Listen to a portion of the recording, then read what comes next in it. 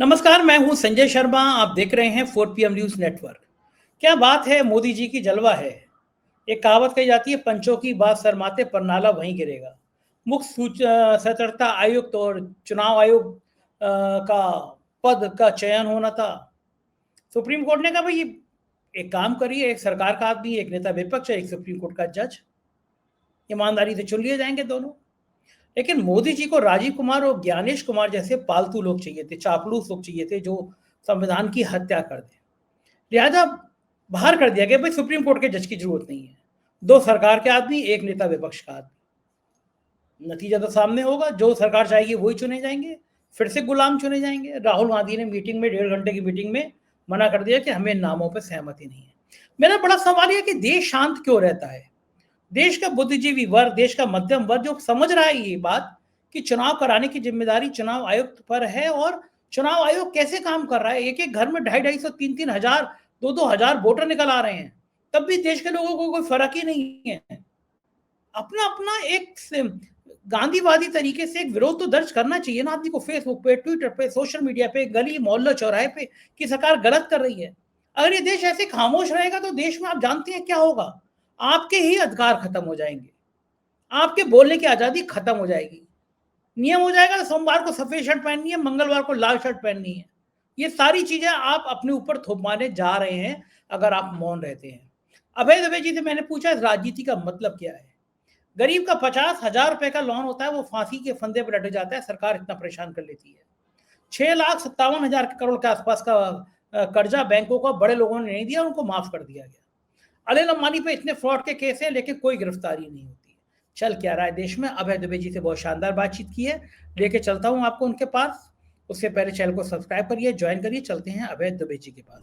4 PM news network में स्वागत है अभय दुबे जी आपका। लगभग 1.5 घंटे तक प्रधानमंत्री नरेंद्र मोदी, अमित शाह जी और राहुल गांधी के बीच सीबीसी और सीआईसी के चयन को लेकर बैठक हुई, और राहुल गांधी ने दोनों नामों पर अपनी असहमति जता दी।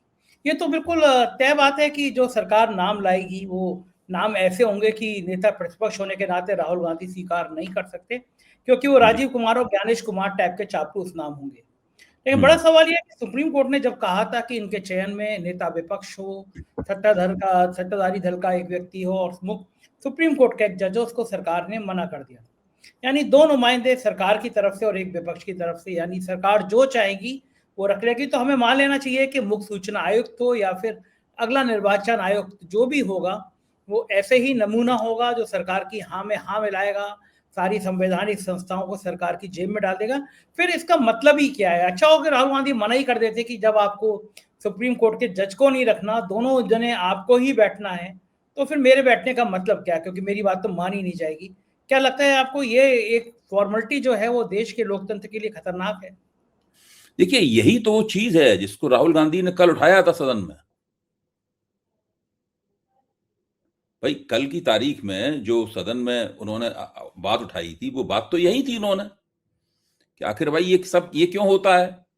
आप सुप्रीम कोर्ट के मुख्य न्यायाधीश को, जो देश का सबसे बड़ा जज है, उसको आप मुख्य चुनाव आयुक्त के चयन में भाग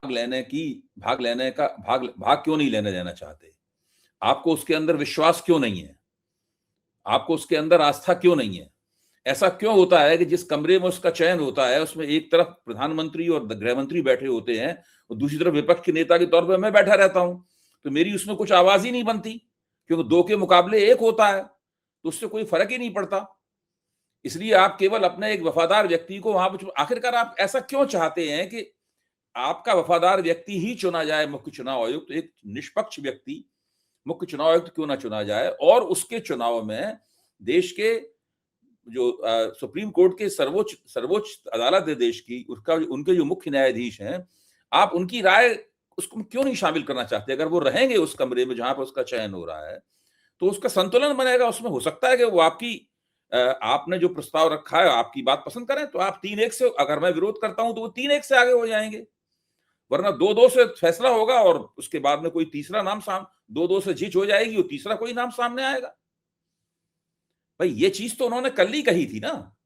अभी तो 48 घंटे भी नहीं हुए हैं उस बात को जब उन्होंने ये बात कही थी। तो ये तो बिल्कुल ऐसी बात हो गई, इसका जो कल कहा था और आज ये साबित हो गई। और आज यही बात राहुल गांधी ने अपने जो पोस्ट के ऊपर एक्स पे जो पोस्ट किए थे उनके ऊपर भी उन्होंने, राहुल गांधी ने ये बात लिखी है, क्योंकि इस मसले को वो सदन के रिकॉर्ड पे दर्ज करा चुके हैं कि ये कौन सा तरीका है चुनाव आयुक्त को चुनने का जो सरकार ने अपना रखा है। सरकार आखिरकार सर्वोच्च न्यायालय के मुख्य न्यायाधीश को इस प्रक्रिया में शामिल क्यों नहीं करना चाहती? ये प्रश्न वो सदन में उठा चुके हैं। अब तो सरकार को इसका जवाब देना चाहिए ना कि भाई, जब नेता विपक्ष ने ये सवाल सदन के अंदर उठा दिया और सदन के रिकॉर्ड में दर्ज हो गया, तो अब तो ये गेंद पूरी तरह सरकार के पाले में है। सरकार उस गेंद को खेले और जवाब दे कि भाई हम इसलिए नहीं करना चाहते, हम मुख्य न्यायाधीश को हमने इसलिए नहीं रखा उसके अंदर। सरकारी तो कोई तर्क भी तो आना चाहिए। केवल ये कहना कि कांग्रेस के जमाने में कैसे होता था चयन, क्या था, विपक्ष का नेता रहता था। बीजेपी वाले क्या तर्क देते हैं कि कांग्रेस के जमाने में तो विपक्ष का नेता रहता नहीं था, हमने तो विपक्ष का नेता रख लिया। सवाल ये नहीं कि कांग्रेस के जमाने में क्या होता था, कांग्रेस के जमाने में होता था वो कांग्रेस जाने, ये भाजपा के जमाने में क्या हो रहा है, ये महत्वपूर्ण बात है। जब सुप्रीम कोर्ट ने भी कहा था कि इसके अंदर सुप्रीम कोर्ट के मुख्य न्यायाधीश को रहना चाहिए, नेता विपक्ष को रहना चाहिए और सरकार के पक्ष के लोग रहने चाहिए, तब फिर वो उस बात को क्यों नहीं माना गया, उसको ओवर रूल क्यों किया गया, खारिज क्यों किया गया? सीधा मतलब यह है कि सरकार का पूरा जो एंगल है, पूरा जो मंसूबा है, वो मंसूबा यही है कि एक ऐसा चुनाव आयोग बनाना है, ऐसे चुनाव आयोग का गठन करना है जो सरकार का प्यादा हो, सरकार का पूरी तरीके से ताबेदार हो। और ये ताबेदारी का सिलसिला मुझे लगता है कि काफी कुछ पहले भी काफी कुछ था, लेकिन राजीव कुमार के जमाने से शुरू होता है। राजीव कुमार के जमाने में हुआ, फिर ज्ञानेश कुमार के जमाने में हुआ, अब जो भी बनेंगे उनका होगा। अच्छा, इन सब बातों से देश का आम जनमानस जो है, मैं हूं, आप हूं, चलो हम लोग पत्रकार ना होते, एक साधारण आदमी होते, वो अपना विरोध अब क्यों नहीं प्रदर्शित करता? वो उसको लगता है कि वो इस रूटीन में खप गया है, कोई फर्क ही नहीं पड़ता उसको, जो हो रहा है होने दो। हाँ, नहीं, आपकी बात सही है। मैं भी इस सवाल के ऊपर सोचता हूं और दूसरे लोग भी सवाल के ऊपर सोचते हुए विचार करते हैं। देखिए, इन प्रश्नों के ऊपर विरोध वगैरह तब होता है जबकि विपक्ष जनता को किसी लोकप्रिय किस्म के मुद्दे के ऊपर एकजुट करके खड़ा कर दे, एक ऐसे मुद्दे पे एकजुट करके खड़ा कर दे इससे जनता सीधी सीधी उनकी रोजमर्रा की जिंदगी जुड़ती हो। मसला ये है, जैसे कि मान लो भ्रष्टाचार का मुद्दा था, भ्रष्टाचार के मुद्दे पे कोई बहुत गरीब आदमी ने उसमें थोड़ा भाग लिया था, उसके अंदर झुग्गी झोपड़ी वालों का और फैक्ट्री में काम करने वाले मजदूरों का और खेतों में मेहनतकश किसानों ने उसके अंदर भागीदारी थोड़ा ना की थी। पढ़े लिखे नौकरी पेशा मध्यवर्गीय लोगों ने और जो दुकानदार होते हैं, जो व्यापारी होते हैं, जो भ्रष्टाचार से सीधे सीधे शहरों में प्रभावित होते हैं, वो लोग उसमें सक्रिय हुए थे। और वो पूरा शहरों के अंदर होने वाला और कस्बों और छोटे शहरों के अंदर होने वाला आंदोलन था। वो जब स्ट्रॉबेरी मोमबत्ती बना के लोगों ने प्रभात फेरी निकालनी शुरू कर दी थी और वो लोगों के मानस में कहीं ना कहीं वो चीज दर्ज हो गई थी, इसलिए वो एक 6-7 महीने के लिए हल्के हल्के वो सक्रिय हुए। दिल्ली में उसका एक बड़ा जमावड़ा लगना शुरू हुआ, कुछ ताकतों ने मिला के गोलबंदी की और एक आंदोलन का माहौल बन गया। मीडिया ने भी उसके अंदर खूब जम के भागीदारी की। तो फिर क्या हुआ कि उस लोकप्रिय मांग के इर्द गिर्द जो गोलबंदी हुई, उस गोलबंदी के साथ में उस सरकार की 10 साल से जो कांग्रेस सरकार चल रही थी, बहुत सी चीजें उसके साथ जुड़ गई।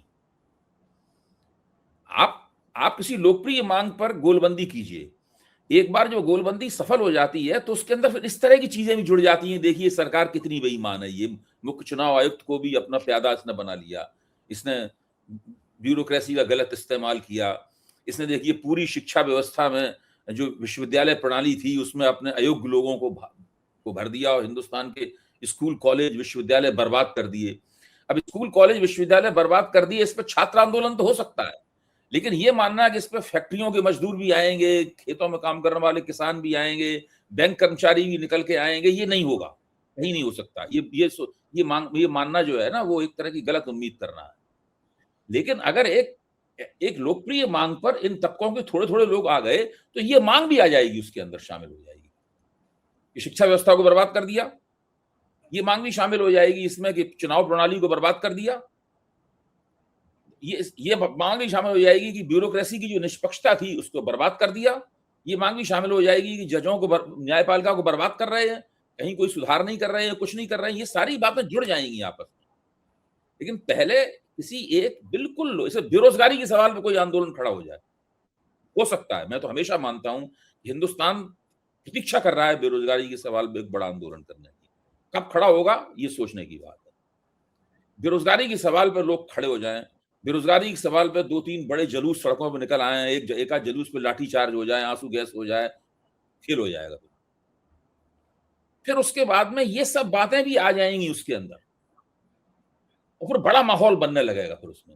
फिर मीडिया को भी मजबूरी में, जैसे किसान आंदोलन था, किसान आंदोलन के पहले मीडिया ने ध्यान नहीं दिया उसकी तरफ, लेकिन जब किसान आंदोलन दिल्ली घेर ली तो मीडिया को भी उसकी तरफ ध्यान देना, गोदी मीडिया को भी उसे दिखाना पड़ा। आप बच नहीं सकते उसके। जैसे राहुल गांधी की भारत जोड़ो यात्रा थी, मजाक उड़ाया गया, पहले कुछ नहीं, लेकिन जब राहुल गांधी चलते ही चले गए तो गोदी मीडिया को भी उसे दिखाना पड़ा। तो ये इस तरीके से होता है। चुनाव आयोग को कैप्चर किया जा रहा है इस सवाल पर जन आंदोलन होना। ये तो तब होगा जन आंदोलन होना जब लोगों को साफ लगने लगेगा कि उनका चुनाव चोरी कर लिया गया है, और फिर वो गुस्से में सड़कों पर निकल पड़े, तब फिर ये बात सामने आएगी। अभी तो विपक्ष कह रहा है इस बात को, लोगों को भी लगना शुरू नहीं हुआ है। एक और बड़ा वर्ग है इस देश में जिसको सबसे ज्यादा, जिसकी कमर तोड़ी गई, जिसे मध्यम वर्ग कहते हैं।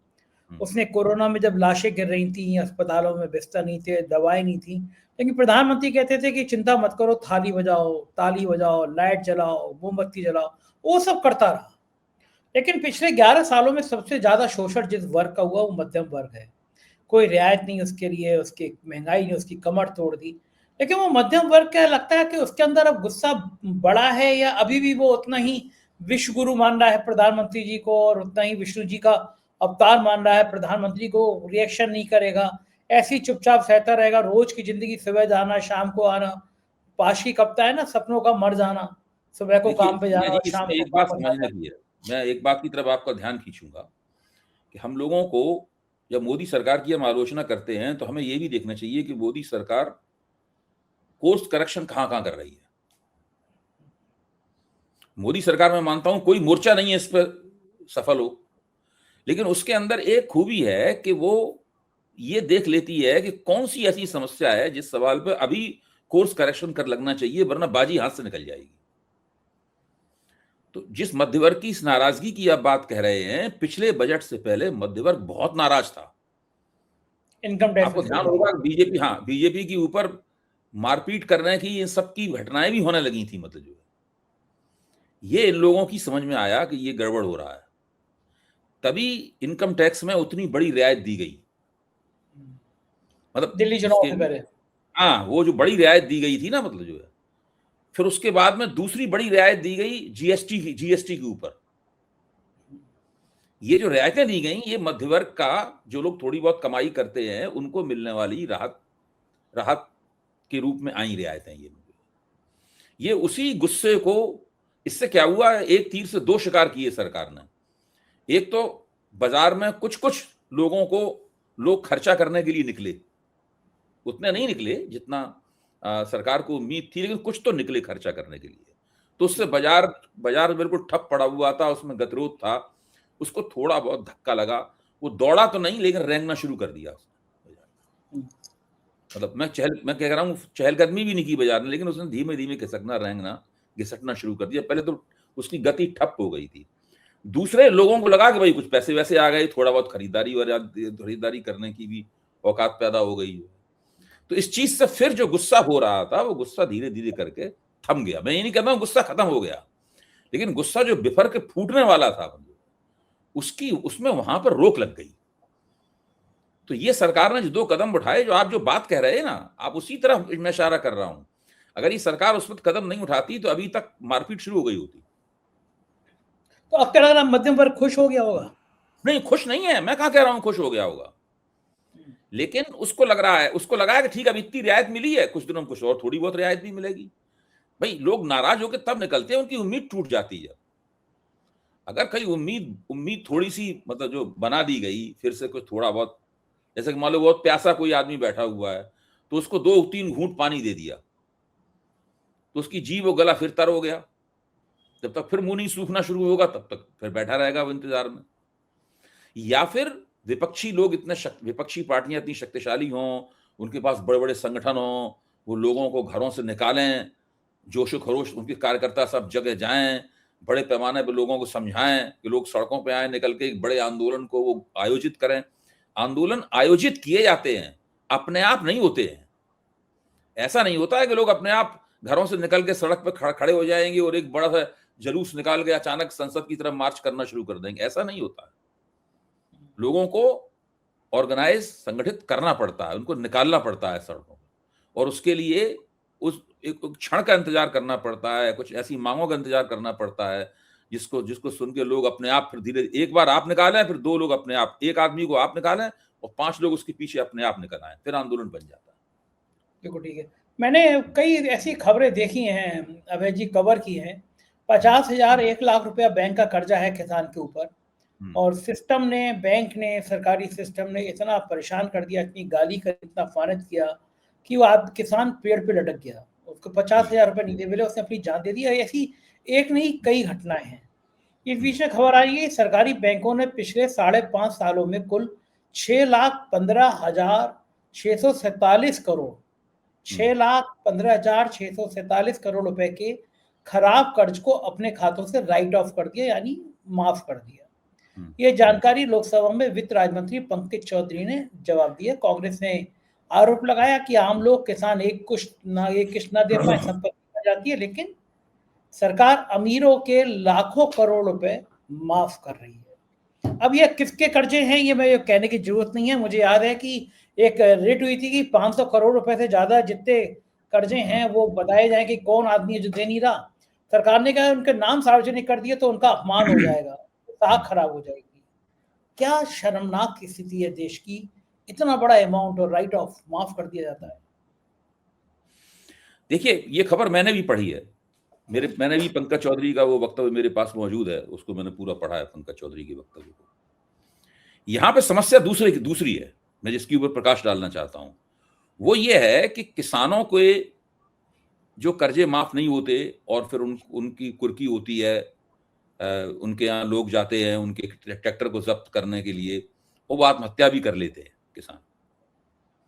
इस तरह की आपको तस्वीरें अभी 2 दिन पहले ही दिखाई जा रही थी कि किसान खाद के लिए लाइन में लगे हुए हैं और उन्हें खाद की एक बोरी भी नहीं मिल रही है, और वहां झगड़ा, फसाद और मारपीट चालू है। ये भी सब दिखाई पड़ रहा है। ये लोग क्यों झेल रहे हैं? देखिए, हमें नहीं भूलना चाहिए कि पिछले भ्रष्टाचार विरोधी आंदोलन के बाद जो 2011-12 में हुआ था, उसके बाद सबसे बड़ा आंदोलन अगर कोई हुआ है तो वो किसानों का आंदोलन हुआ है। एक ऐसा आंदोलन हुआ है जो पहले भारत के इतिहास में कभी नहीं हुआ। दिल्ली को किसानों ने 1 साल तक घेर लिया और सरकार को झुकना पड़ा। ठीक है, सरकार चालाकी करके पतली गली से निकल गई और किसानों को कुछ मिला नहीं उसमें, लेकिन वो आंदोलन अपने आप में बहुत ऐतिहासिक था। क्यों था, कैसा था, ये अलग चर्चा का विषय, इस पर हम लोग बहुत चर्चा कर चुके हैं, आगे भी करने की जरूरत है, मैं ये मानता हूं। तो अब ये है स्थिति, किसान भी आंदोलन करते हैं, मजदूरों की देशव्यापी हड़तालें भी होती हैं, छात्र भी आंदोलन करते हैं, पेपर लीक के खिलाफ बहुत जबरदस्त आंदोलन वगैरह होते हैं, लोग खड़े होते हैं। लेकिन ये सब आंदोलन आपस में मिलकर या किसी एक मांग पर कोई बड़ा आंदोलन नहीं बन पा रहा है। जिस दिन बड़ा आंदोलन बनेगा उसमें ये मुद्दा भी मिल जाएगा कि आप पूंजीपति, आप सरमाएदारों का तो करोड़ों अरबों रुपए माफ कर रहे हैं, लेकिन हम एक छोटा सा कर्ज ले लेते हैं और हम अगर उसकी एक किश्त नहीं दे पाते तो हमारे यहाँ कुर्की निकल आती है, या हमें तहसील में उठा के बंद कर दिया जाता है। तहसील की देखी है आपने हवालात कितनी बुरी होती है? मैंने खुद देखी है अपनी हवालात, बहुत बुरी। पुलिस की हवालात में बुरी होती है तहसील की हवालात। देखी है मैंने, बिल्कुल नरक होता है, बिल्कुल एकदम। वो पुलिस की हवालात में तो थाने में पुलिस वाले तब भी परवाह करते हैं आपकी, तहसील की हवालात बहुत बुरी होती है, वहां ले जाके बंद कर देते हैं उसमें। मतलब स्थिति ये है, बिल्कुल आदमी ऐसा लगता है पिंजरे में जानवर बंद है। ये स्थिति होती, इतना बुरा सलूक करते हैं उनके साथ में। आंदोलन करते हैं किसान, लड़ते हैं किसान, और सब पुलिस और सारी जो सरकार का पूरा तंत्र है वो सड़कों में कीलें गाड़ता है और बड़े बड़े बैरियर लगाता है, बड़े बड़े बोल्डर ला के खड़ा कर देता है उनके रास्ते में, फिर बीजेपी की गुंडे आके उन झरनों पे हमले करते हैं, जो यहाँ पे हुआ था गाजीपुर में, गाजीपुर के नाके पे हुआ था, आपने तो पता, इसमें वो रोए थे राकेश टिकैत, हाँ राकेश टिकैत। ये सारी घटनाएं हम लोगों के सामने हो चुकी हैं, लेकिन ये सब करने के बावजूद भी आज हिंदुस्तान का किसान कहाँ खड़ा हुआ है? वहीं खड़ा हुआ है जहां आंदोलन से पहले खड़ा हुआ था।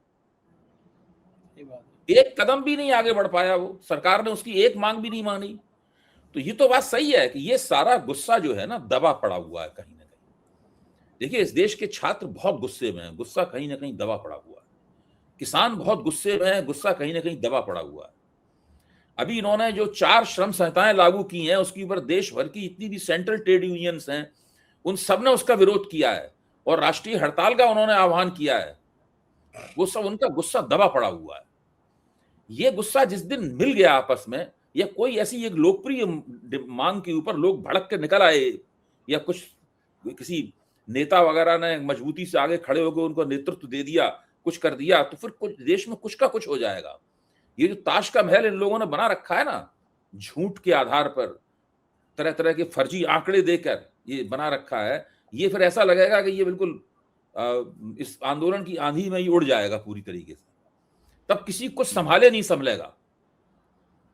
तब देखिए सीआरपीएफ उतारी जाएगी सड़क पे, बीएसएफ को बुलाया जाएगा, हो सकता है मिलिट्री को बुलाया, या कुछ भी कर सकते हैं लोग। मतलब ठीक बात है। और एक तरफ ये सब होगा, मतलब इसके रिपरकशन, इसके फलितार्थ भी होंगे, इसके नतीजे भी होंगे। अच्छा, आमतौर पर समाज में लोग चाहते हैं कि शांतिपूर्वक उनकी जिंदगी चलती रहे, ये सब चक्कर ना पड़े। शहरी समाज, देहाती समाज भी यही चाहता है। ये सब काम लोग तब करेंगे जब उनकी सातों, हमारी इटावा में कहावत है, सातों नस जाएंगी, नहीं बिल्कुल मजबूरी होगी। मतलब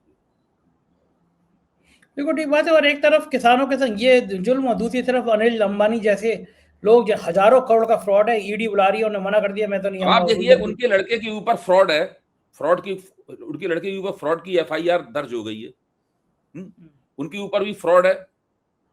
और लेकिन जब सरकार को किसी से राजनीतिक बदला निकालना होता है तो क्या सलूक करती है मनीष सिसोदिया, संजय सिंह और अरविंद केजरीवाल से, या हेमंत सोरेन से क्या सलूक करती है वो? सही बात है। और अनिल अंबानी के ऊपर कितने बड़े फ्रॉड हैं, उनके लड़के के ऊपर फ्रॉड है इतना बड़ा, उन पे कुछ नहीं होगा। जांच पड़ताल हो रही है, कुछ ऐसी अजीब से फर्जी किस्म के छापे चल रहे हैं, अखबारों में खबरें छप रही हैं, कोई बोल ही नहीं रहा है उसके ऊपर, जैसे कुछ हो ही नहीं रहा है। कोई बोलेगा भी नहीं। आखिरी सवाल अभय जी, जर्मनी जा रहे हैं राहुल गांधी और बीजेपी बड़ी लाल पीली है, इतना क्यों डरते हैं राहुल गांधी के विदेश दौरे से भाजपा? देखिए, अभी तो भाजपा के सामने समस्या सबसे बड़ी यह है कि राहुल गांधी ने चुनाव सुधारों को लेकर जो हमला बोला है, उस हमले से वो कैसे बचे, ये उससे बचने का एक डायवर्जन है, ये बहस को पटरी से उतारने का एक तरीका है। ये है असली बात। राहुल गांधी ने तो संसद में ये मांग कर दी है ना कि हमको तो भाई ईवीएम दिखाओ, हमारा एक्सपर्ट जाएगा ईवीएम में, झांकेगा, देखेगा क्या चिप पड़ा हुआ है उसके अंदर, कौन सा प्रोग्राम लोड है, ये सब देखेगा। ये मांग कर दी है। अब इस मांग का सरकार कहेगी नहीं, हम नहीं दिखाते आपको ईवीएम, हम विपक्ष को नहीं दिखाएंगे ईवीएम, विदेश में जाके कहेंगे तो तकलीफ होगी। हाँ। तो अब इससे बचने के लिए, जबकि खुद मोदी जी के जितनी भी 85% विदेश यात्राएं तब हुई हैं जबकि सदन के कोई ना कोई सत्र चले, 2014 से ही सदन का कोई ना कोई सत्र चल रहा था, या देश में बड़े बड़े संकट आए हुए थे। 85% विदेश यात्राएं तब उन्होंने की। जब पुलवामा पे अटैक हुआ था तब तो ये अपनी फोटो तस्वीरें खिंचा रहे थे अपनी मोदी जी। सही बात है। बहुत बहुत शुक्रिया अभय जी, आपने इतना समय दिया, मुझसे बातचीत की। Thank you sir. ये थे अभय दुबे जी। पूरी बातचीत आपने सुनी, कैसी लगी बातचीत बताइएगा जरूर। शुक्रिया, थैंक यू।